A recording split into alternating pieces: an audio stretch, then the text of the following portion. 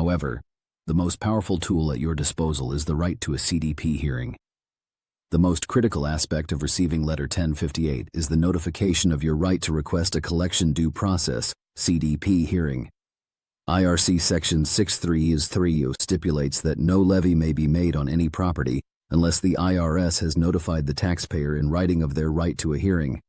This notice must be sent at least 30 days before the first levy action, giving you a 30-day window from the date of the letter to file a request for a CDP hearing using Form 12153, Request for a Collection Due Process or Equivalent Hearing. The hearing is conducted by an impartial officer from the IRS Independent Office of Appeals who has had no prior involvement with the unpaid tax liability in question.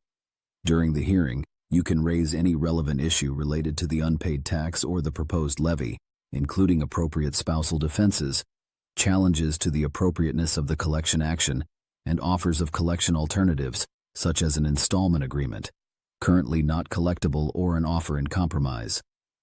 You may also challenge the existence or amount of the underlying tax liability itself, but only if you did not receive a statutory notice of deficiency or did not otherwise have a prior opportunity to dispute it.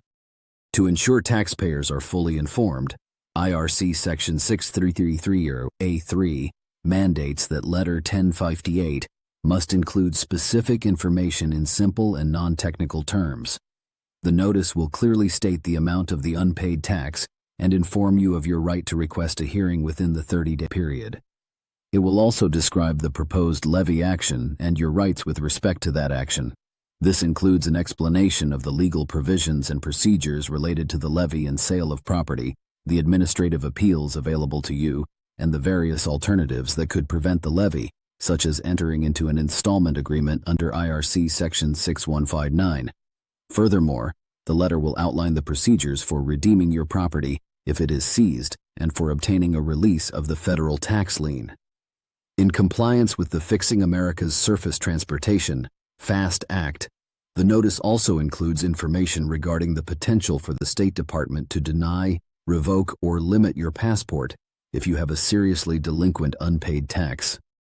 Ignoring Letter 1058 can have severe and far-reaching consequences.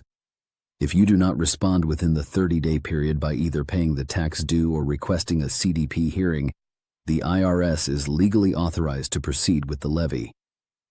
This can result in the garnishment of your wages, the seizure of funds from your bank accounts, and the confiscation of your personal and business assets.